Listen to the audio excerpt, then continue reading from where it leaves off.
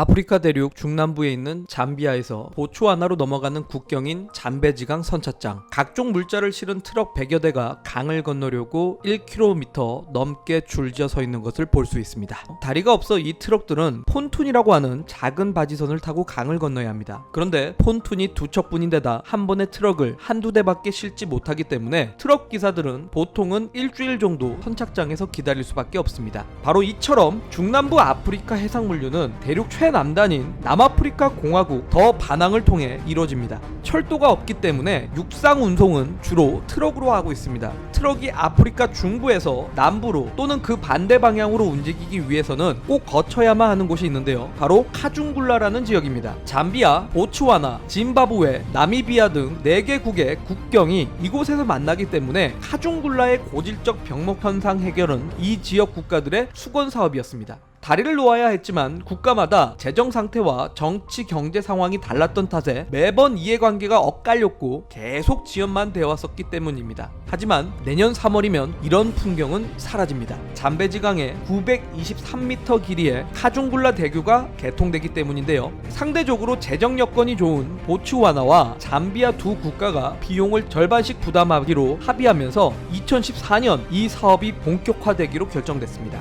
잠비아 측 프로젝트 매니저인 가프레이 송게아 씨는 카중굴라 대교로 중남부 아프리카 전반의 물류 효율성이 개선되고 경제 발전 속도도 빨라질 것으로 기대된다 라고 말을 했습니다. 카중굴라 대교 건설은 지역 사정을 잘 모르는 사람들에겐 평범한 교량 공사로 보일 수 있지만 남부 아프리카 국가들에겐 40년 동안의 수건 사업이었습니다. 그만큼 상징성 있는 프로젝트였기 때문에 한국, 일본, 중국 등 3개국이 시공권을 두고 정말 치열하게 경쟁을 했습니다. 이 프로젝트의 성공 여부에 따라 기회의 땅이라고 불리는 아프리카 시장에서의 더 많은 수주와 기회를 가질 수 있는 상황이 오기 때문인데요. 치열한 경쟁 끝에 드디어 대한민국의 건설업체인 대우건설이 수주를 따내게 됐습니다. 이는 30여 년 전 아프리카에서 도로 공사를 하면서 쌓은 신뢰와 기술력이 도움이 됐던 것으로 평가받고 있습니다. 이후 1990년대부터 거대 자본을 앞세운 중국이 아프리카 건설 시장을 독식하면서 한국 건설사의 수주는 사실상 끊겼었지만 최근 현지에서 중국 건설사 시공 품질에 대한 불만이 커지면서 한국 기업을 다시 찾게 됐다는 겁니다.